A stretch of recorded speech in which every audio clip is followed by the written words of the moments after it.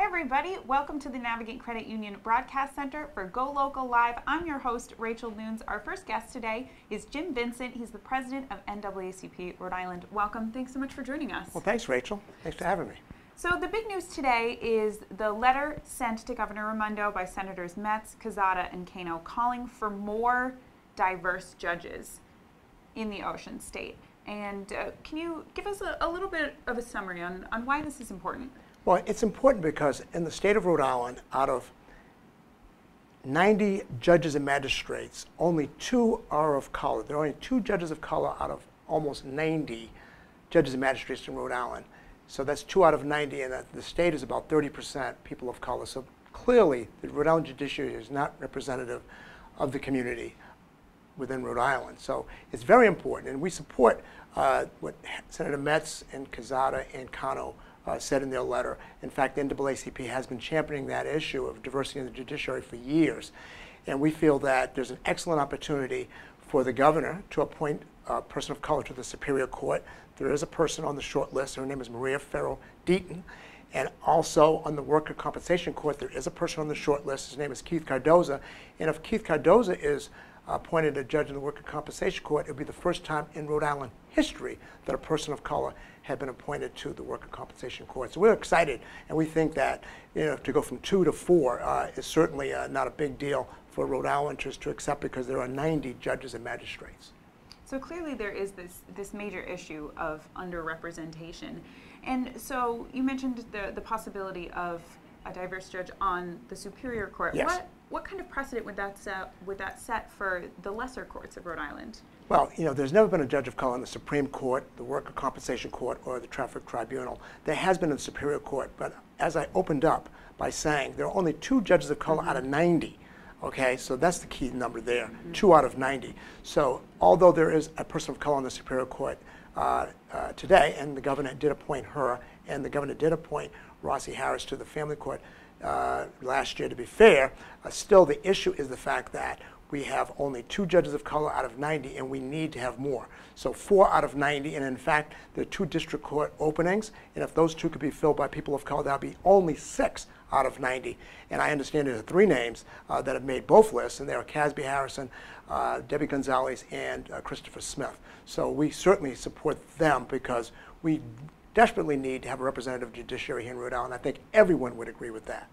And so what are some of the issues that come from this lack of representation? Well, people have a lack of confidence in the judiciary. When you don't see people that look like you on a day-to-day basis, not to say that you don't think you can get, justice, but there's a disconnect in terms of how important, that is in terms of our state. Having a diverse judiciary is very important. Having a diverse institution in terms of the state police is very important. Having diversity throughout Rhode Island is very important. So clearly the judiciary is an important institution, and to have only 2 judges of color out of 90, nearly 90, certainly is not acceptable. We asked the governor to appoint somebody to the Superior Court and the Worker Compensation Court, because those 2 openings are coming up now. In the District Court, there are going to be 2 openings, and there are 3 people of color on both, and they're all 5 lawyers are excellent, have long track records, and we feel that to have 6 out of 90 is something that still is not representative, but it's the long way from 2 out of 90. Progress is progress. Progress is progress, and there's an excellent opportunity. For years we heard there's no way in the pipeline. Now you have people in the pipeline that are superb, excellent, great experience, great lawyers. So let's do the right thing, and let's put them on the bench. So do you think for people coming through the system, there's maybe a lack of cultural understanding by judges who aren't the same ethnicity as them? Do you think that's an issue? Well, it's not a glaring issue, but of course, when you are not understanding of people, in general, there's a tendency to maybe be biased. Maybe there might be some implicit bias. I can't really, broad brush that. I don't want to broad brush that. My thing is to be more positive and to say that why not have qualified judges of color? And we certainly have 5 candidates coming up that are very qualified. Why not have them in the judiciary? It makes Rhode Island stronger. It makes people have more confidence in the judiciary. To me, it's a layup. It's a no-brainer. Let's do it. Let's have more judges of color on the bench. So I totally support Senators Metz, Quezada, and Cano in their effort to have the governor put more judges of color on the bench. The NAACP, Provost Brandt, totally endorses that concept. And why do you think there has been this big disconnect for so long of so few judges of color? Well, that's kind of complicated. You know, there has been a pipeline issue to be fair, but also there's the sense that, you know, it's a done deal, that, you know, people are not going to accept people of color, and they don't want to put themselves out there only to be rejected. There's not that confidence that there's a fair shot at it. I think now, and I think Governor Raimondo has demonstrated it because she has put 2 judges of color on the bench, people feel now that they're going to get a fair shot. There's going to be some movement in that area. So now they're applying more. We have some excellent lawyers of color that have applied, and they need to be on those in those roles. It will help other people in law school and young attorneys also to aspire to be judges in the future because they'll know what's possible. Do you think it will help young people as well, maybe children perhaps who might feel like, oh, the system doesn't understand me, to realize this is something I can do, or if I do become part of this system, I will. It does. It will treat me right. Right. Yeah. I mean, like I said, you know, I'm not saying that, you know, people, you know, in a broad brush on being discriminated against in the judiciary. I'm not saying that. Of course. But what I'm saying positively is that we need more judges of color in the Rhode Island judiciary. There are only 2 out of nearly 90. And I want to keep hammering that home because that's unacceptable. That's ridiculous. You know, so what I'm saying is that, yeah, young people all across the board are going to have more confidence in that Rhode Island judiciary. And I think it makes for a better state, a stronger state. And we need to do it. We had 2 judges that passed away in the last year and a half, Judge Stone and Judge Clifton, and that's unfortunate. But, you know, we need to replace them, not so much replacing them, but we need to replace people on those courts that reflect the diversity of the state. Let's do it. Let's have more diversity on the bench. The NAACP Providence branch totally supports the Black and Latino caucus members, Senator Metz, Senator Quezada, and Senator Cano. And is this just an issue in Rhode Island, or is this a national issue as well? Do we see this kind of severe disconnect across the country? It's an issue, but I think it's much more pronounced in Rhode Island. I mean, for example, in a neighboring state, which is Massachusetts, they've had 2 chiefs of the Supreme Court, the Massachusetts Supreme Court, who are black. We've never had a person of color, of any color, in terms of ethnic people of color, on the Supreme Court, ever. And then the chief of the Minnesota Supreme Court, at least a few years ago, was a black person as well. So here's Minnesota, Massachusetts. You know, we're not talking about states that have huge populations of black folks or even people of color that have had chiefs of the Supreme Court. Now, I'm not saying that, you know, we should put somebody on the Supreme Court when there's no vacancy. There's vacancies in the Superior Court, there's a vacancy in Workers' Compensation Court, and there are 2 vacancies in the District Court. We need to fill them with people of color because that will mean we'll have 6 people out of 90, still way below the 30% of the population that's reflective of people of color. But it's a step in the right direction. We need to do it, we need to do it now. And the NAACP strongly supports this, and we also strongly support our Black and Latino caucus, Senator Metz, Senator Quezada, and Senator Cano. And what other steps do you think need to be taken more generally to help encourage young people to approach these careers and go become lawyers, become judges, aspire to these kind of careers? Well, you know, mentorship always is helpful at all levels. You know, so that's important. But in terms of being a Rhode Island judge, the best incentive for young people in terms of wanting to become a judge is to see judges of color on the bench. So you have to appoint more judges of color on the bench. And when people see that, and they see that they will get a fair shot, then you're going to see that pipeline grow exponentially. You have to, the proof is in the pudding. You got to not talk the talk, you got to walk the walk. The governor has put 2 people of color on the bench, so she's done a great job there. But right now, there's only 2. We need more than 2. There are going to be about 4 openings. 1 in Superior Court, Maria Farrow-Deaton is a person of color. She's excellent. So I see her as a person that would be a strong candidate for that seat. Keith Cardoza, another excellent candidate for Worker Compensation Court. So I see him as a great candidate for that court. And then the 3 I mentioned, Casby Harrison, Debbie Gonzalez, and Christopher Smith. All 3 excellent candidates for those district court openings that are coming up. So I myself, you know, would be very happy to see those 4 vacancies filled by people of color, and I think that they're as qualified, if not more qualified, than anybody that's been sent up to the governor. And do you think it's likely that she will appoint these people to the course? I can't predict it. I think that it's more likely than less likely. but I can't predict it. I'd also like to say that the judicial nominating panel, we want to make sure they understand that in the district court, those vacancies, it's in their hands. So they're the ones that submit 5 names for each of those vacancies. What's happened with the Superior Court and the Worker Compensation Court is those names have already been submitted to the governor, so now she has them on her desk. So Maria Ferro-Deaton, Superior Court, and Keith Cardoza, Worker Compensation Court, are on her desk. So all she has to do is pick them, and then they would have to be approved by the Senate. And I think the Senate, you have 3 senators that spoke to GoLocal. I think the Senate would be very, very approving of those picks. And when it comes to those nominating panels as well, do we see enough diversity there as well? It's of course not just in the judges as well, but in the entire system. Are we seeing enough diversity throughout the system? No, we don't see the diversity at all in the system. The JNC, good people on the JNC, but I think there's 8 people there now and 1 vacancy. I'm not quite sure. It's supposed to be 9. I think there's 1 person of color on the JNC. And I think at the most, and maybe there were 2 ever at one time. So certainly that body is not reflective of the diversity of our state. So really that's important. You've got to have some diversity there as well, because they're the ones making the selections that go to the governor for her final selection, and that which goes to the Senate for final approval. So yeah, we need more diversity with the JNC, Judicial Nominating Commission, and we need more diversity on the courts. So as I said, there's only 2 judges of color out of nearly 90, if you can believe that. That's incredible. Certainly nothing that for Rhode Islanders to be proud of. We need to increase it. We should go to 6 out of 90. There are 4 vacancies, so let's put them on. Great. Well, thank you so much for joining us today, providing your insight. We really do appreciate it. And we'll be back in just a few minutes with our next guest here on GoLocal Live. Thank you, Rachel, for the opportunity. Thank you.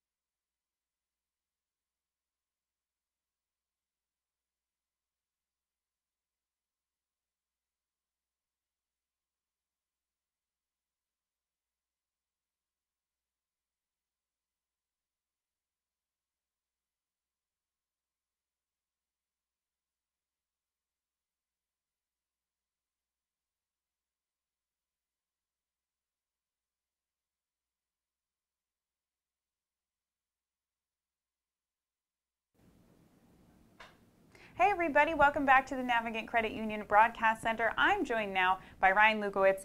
He is Rhode Island's most up-and-coming young weatherman. Thank you so much for taking time out of your busy schedule to join us today. I'm so happy to be here. Good afternoon. We're so happy to have you. Thank you. Tell us a little bit about yourself.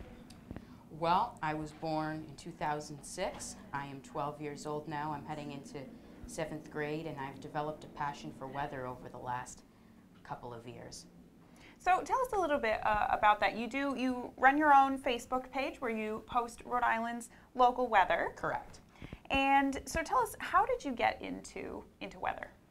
I got into weather just looking at every TV station there was back in March of 2016, and they forecasted a snowstorm wrong. They really blew it. It ended up only to be a couple of inches, but they said like 4 to 8. So, and then that week, every day, there was just a different weather element. One day it was sunny and cool, and the next it was showers and mild, and I just developed a passion for it. In that week, and it was Easter weekend, I formed my weather page, and it just came off from there. And now, 2.5 years later almost, I've got so many viewers, and I've really increased my knowledge. So tell us a little bit about your methods. What is it you use to provide the best forecast in the area? I use multiple sources. I look on the National Weather Service website and Facebook page constantly. I look at the local TV stations that do their newscasts. I started with that and then gradually increased the weather service over the years. And you have your own equipment at your house as well. I do. I have a weather station. I got that sometime last year. By the way, yesterday the heat index reached 113 degrees on it. I saw your post about that. It was certainly a scorcher. It really was. I had to put that, and that just shows not to be outside. And then I also have storm glass, which my cousin got me last Christmas. And like for dots, it's a clear, bright, or dots means like sun, or clear, bright liquid means, you know, showers are coming, and, you know, crystals at bottom means frost. So that's really cool, and it's accurate too, and it's all based on the barometric pressure. What's your favorite part about the weather? What do you like most about it? I really like to prepare people. I don't want people to be caught off guard by a hurricane or a blizzard, and that's why I do my posts through Facebook. It's very convenient because people are looking through their news feed, especially early in the morning and late at night, you know, seeing what everybody's doing, and then it's just very convenient because it'll pop up, you get your forecast for the next day, and it, you know, it just keeps on going. So about how often do you post? A couple times a day? It depends. It really does. It depends how severe the weather is. Like today, I posted this morning. I've been posting a lot lately because of the heat, not as much as I usually do. On average, about a couple times a day, I'd say. Usually but a little bit before school, after school as well? Yes. Great. And so what kind of, you're talking about forecasting the heat a little bit more. What kind of things do you look at when it comes to more severe weather, like a big storm or this big heat wave that we've been having? What kind of stuff do you look at for stuff like that? I look at the National Weather Service a lot more for that because they have some really nice graphics that can analyze it very nicely. And I base a lot of my forecasting on the alerts that the National Weather Service issues. Like, in my opinion, when a winter storm warning is issued, that's when school should be called out. That's just a theory. And when an excessive heat warning happens, that's when I don't go outside at all. So. Well, so you're putting the superintendents of Rhode Island on notice. If there's a storm warning, no school. Exactly. Says Brian. If there's anybody superintendents listening right now, you put that in your head. Well, we'll be sure to check in with you once the snow comes. I don't think we have to worry about that just now. Yes. Hey, at least you don't have to plow the heat and humidity. That's true. That's true. It's awful hot, but you can always go get some ice cream. Don't have to worry about Lemonade. shoveling it. Dell's Lemonade. Nothing to worry about. I also just want to mention, to find my page, you just type in, you know, search Facebook Ryan Lukowicz Accurate if you're interested in Southern New England weather on Facebook. And who wouldn't be? We're looking at the best forecast in the area, clearly. I try, thank you.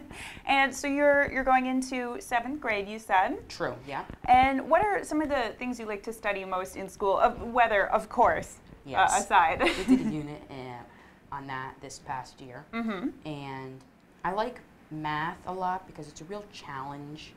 And, you know, there's something different to do all the time. Kind of like weather. Yeah, exactly. And history is cool because there's always something to learn in that department as well. And so when we spoke the other day, you were saying how you like the weather because it's always changing. There's always something to look at, something different. Exactly. Like, there's always a similarity and difference to the weather from day to day. For example, compared to yesterday, today is still hot, but we introduced the chance of a shower or thunderstorm into it. And so tell us a little bit about how far out do you generally forecast? I don't prefer to do the long-term forecasting because it can really change like that, but I'll do long-term forecasting like, all right, next week's going to be hot and humid, but I won't say, okay, there are going to be storms 13 days from now. Like, I'll do a long-term forecast for temperature, but not necessarily precipitation. Well, it's Thursday now. We got a big holiday weekend coming up. Can you give us a preview of what the next couple days are going to look like? We're going to have a nice beach weekend ahead of us? It's so-so. We're going to be lowering the humidity over the next 24 hours. With Very welcome. Exactly. I don't blame you. And then over the weekend, there's more clouds than sunshine. Not the best beach weather. It's not ideal, but not a complete washout. A few showers here and there. Humidity and heat build again on Sunday, unfortunately, and that'll take us through midweek. All right, well, that doesn't sound so bad. We're not going to have a rainy Labor Day, not going to be too hot. No. Sounds like a pretty good one overall. Although, keep in mind that has not been consistent. The forecast for the Labor Day weekend seems to be changing every 2 seconds, so keep on checking my weather page for more information.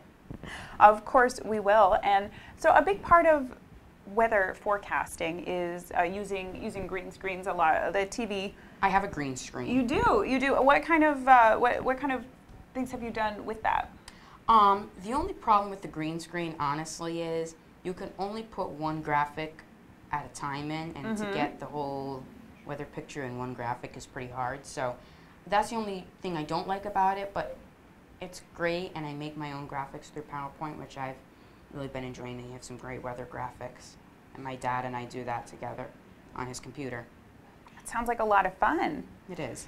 And so what is it you're thinking about? Like, thinking pretty far out, probably seems forever from now, but what are you thinking about studying when you get to college? Well, I'm definitely going to get my meteorology degree. Of course. I don't know from where. I've heard Cornell and Linden are good schools up in northern New England, but yeah, I've heard of a wide variety of schools that offer good meteorology degrees, so I'm not necessarily sure yet. Just gonna see what happens? Yeah, I don't know if I want to stay in Rhode Island. I don't really like the snow.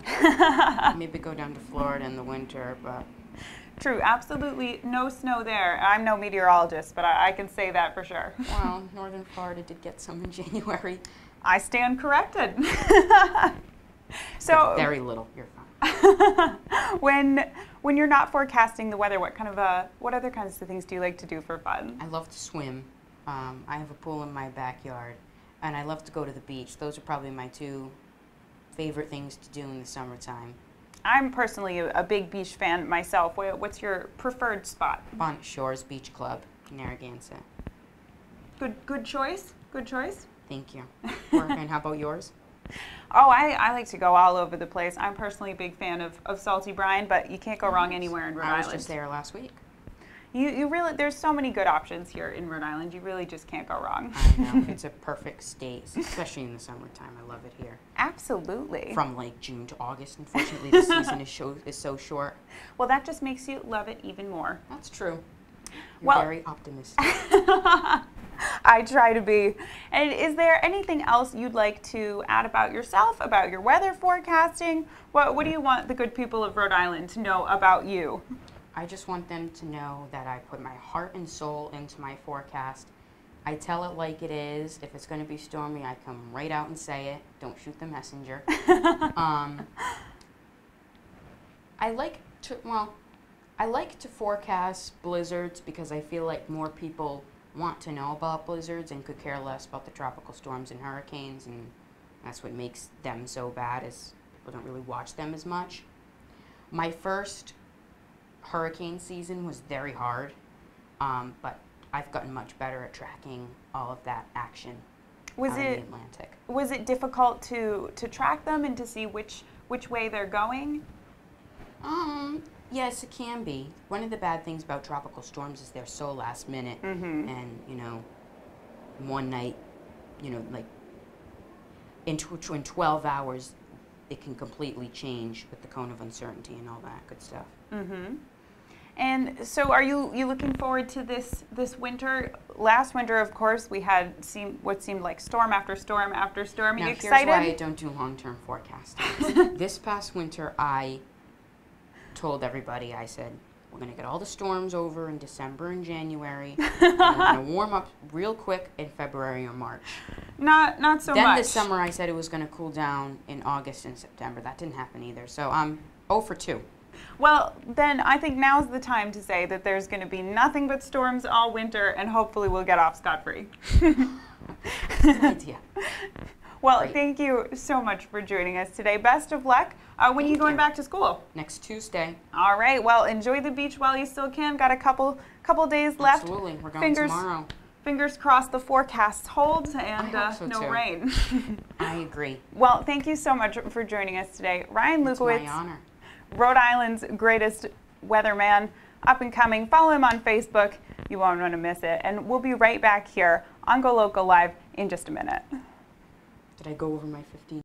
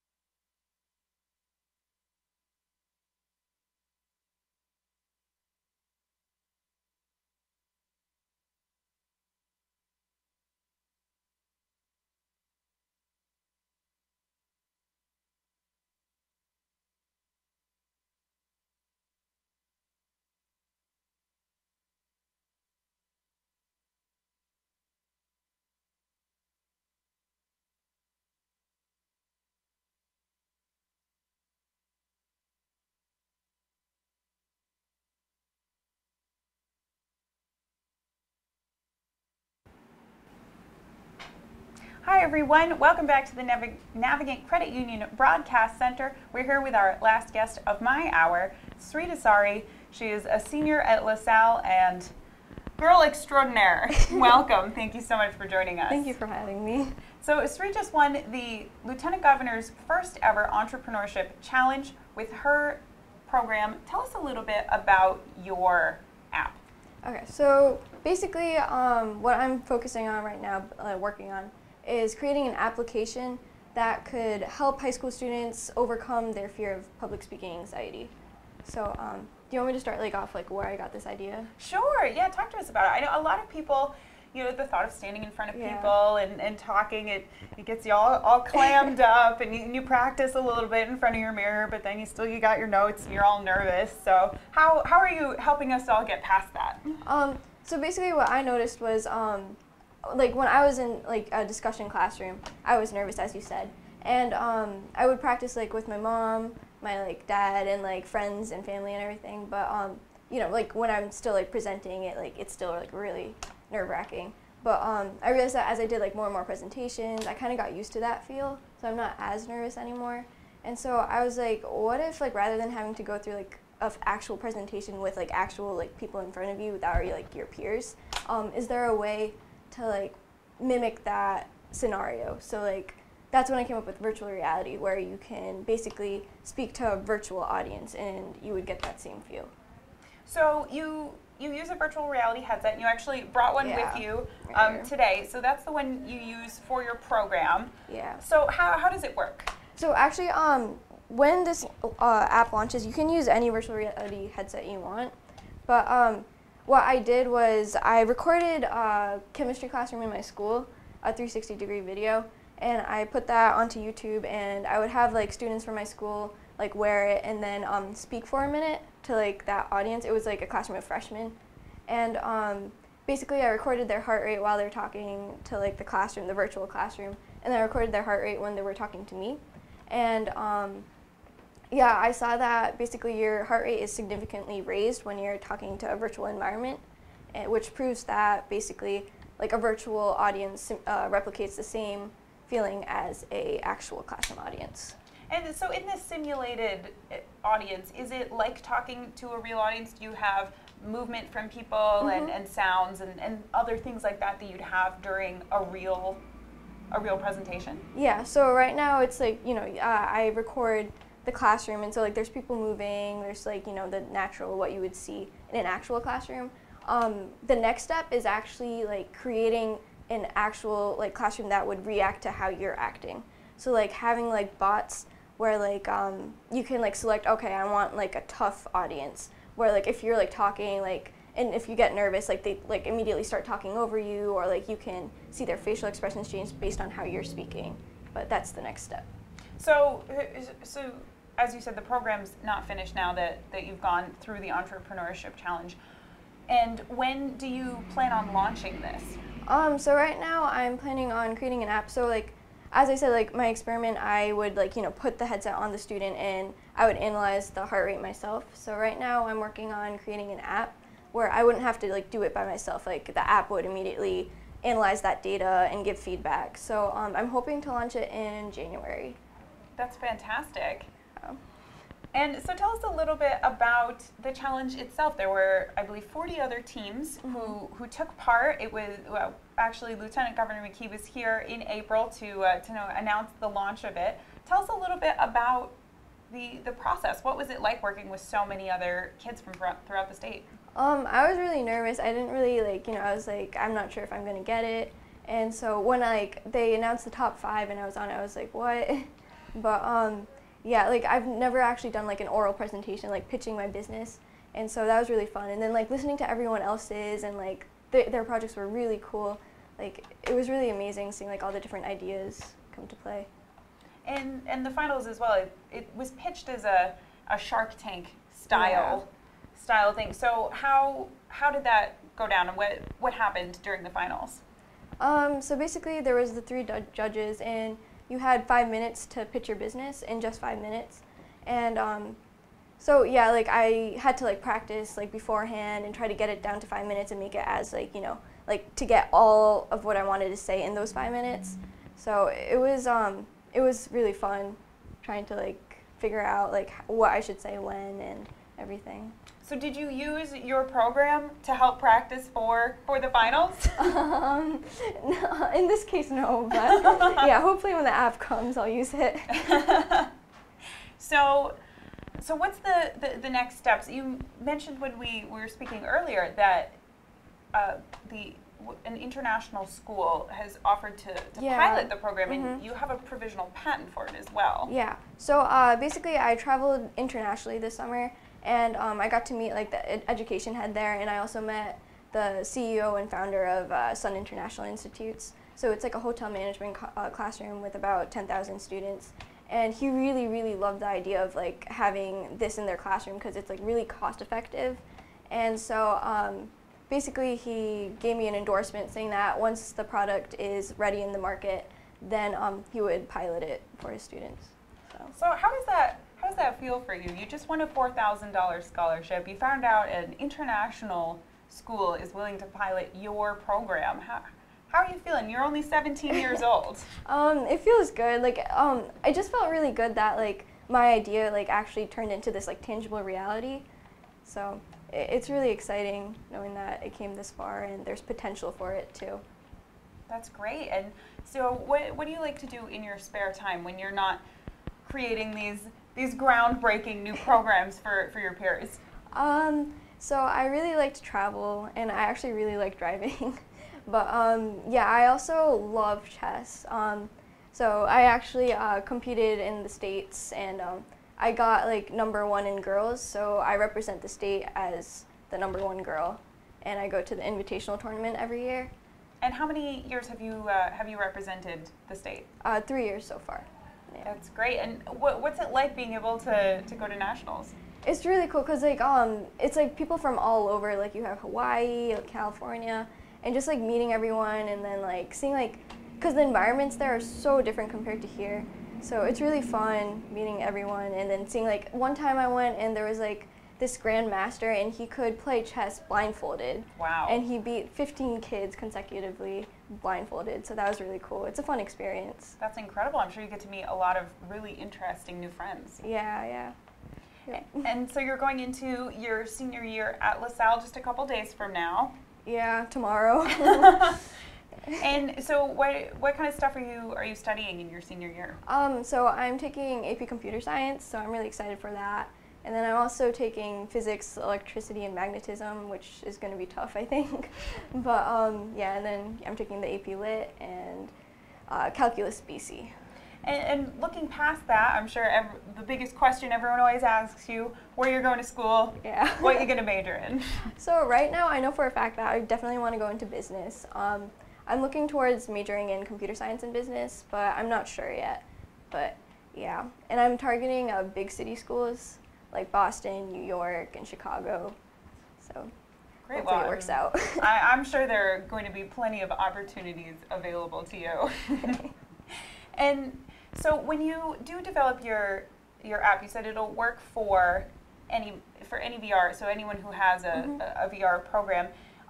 Are you going to be marketing it more towards individuals or to schools or both? So both. Basically, a school can actually like buy the app in bulk, so where you could subscribe to it. And so that school would have like their individual classroom experiences. So like, actual videos from their own classrooms. And then the student would be given a username and password, so only students would be able to access those experiences. And then also, there would obviously be like a public library where anyone can upload any 360 video where it's open to anyone without username and password. So that's really interesting, the public sourcing of different videos. So different people will be able to kind of personalize their experience then of maybe a huge college auditorium or a smaller thing, because it is different. Both are kind of scary in their own different ways, speaking in front of either a large group or a small one. So that could be really interesting for say a school or a university to make their own individualized library of, do you want to speak in front of an engineering class? Do you want to speak in front of a small honors class type thing? Yep. And like this could also be used for like, like in the future, like if you wanted to prepare for an interview, you could have like an interactive person where they're like looking at you when you're making eye contact and everything. So there's a lot of possibilities for this product. That's really incredible. Is the technology available to be able to have that kind of a back and forth responsiveness through VR? Yeah, it is. So actually right now I'm hoping in the future, so basically right now what it is that you should have like a smartwatch or like some sort of heart rate tracker. So instead of that, in the future, like having an inbuilt heart rate sensor in your headset, where like you would have like headphones and the heart rate tracker would be in your headphones, and so you wouldn't have to like wear a watch and command from that. So that's so interesting. Well, I'm sure we're all very interested to see where it goes. Try it out for ourselves, and you could just download it. Would it be an app you get onto your phone and then you sync it up with your headset? Yeah, so the headset, you just put your phone in it. So you would have a smartwatch where there would be a smartwatch app which would be connected to your phone. Mm-hmm. And so right now the app, I'm setting it to be like $2.99, but yeah, so you would just like, like press play the experience on your watch, and then immediately it would be in your headset and it would just play from your phone. That's so interesting. Well, sure I'm not alone in saying that I'm really interested to see where this goes. This could really change the game for a lot of students. I know when I was in school, the biggest thing all of my friends always said that they were afraid of was speaking in public. Yeah. And you single-handedly could change the game for that. Hopefully. Yeah. Well, congratulations on winning the Lieutenant Governor's first ever entrepreneurship challenge, as well as being the top female chess player in the state. Can really do it all. Hasn't even started senior year yet. I'm sure bright things are in your future. Thank you. Well, thanks so much for taking the time to join us today on your very last day of summer. Enjoy the rest of it. Thanks. And thanks to all of you for tuning in. Stay tuned. 4 o'clock, Chelsea Gay will be back with her guest in her lifestyle show. You won't want to miss that. For now, here in the Navigate Credit Union Broadcast Center, I'm your GoLocal Live host, Rachel Nunes.